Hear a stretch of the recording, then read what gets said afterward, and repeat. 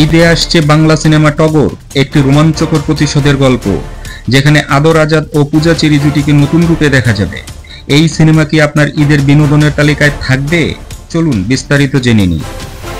সিনেমার সারাংশ: টগর একটি অ্যাকশন থ্রিলার চলচ্চিত্র, যেখানে আদর আজাদ ও পূজা চেরি প্রধান চরিত্রে অভিনয় করেছেন।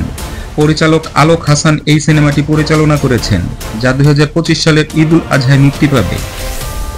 অভিনয় বিশ্লেষণ: আদর আজাদ একটি প্রতিশোধপরায়ণ চরিত্রে আদরের অভিনয় দর্শকদের মুগ্ধ করবে। তিনি বলেছেন, এই সিনেমা এখন পর্যন্ত আমার অভিনয় জীবনের সেরা সিনেমা। দর্শকেরা আমাকে একেবারে নতুনভাবে আবিষ্কার করবে। পূজা চেরি একটি সাহসী ও আবেগপ্রবণ চরিত্রে পূজার পারফরম্যান্স প্রশংসনীয়। তিনি বলেন, গল্প, চরিত্র, গান সবকিছুতেই ভিন্ন কিছু রয়েছে।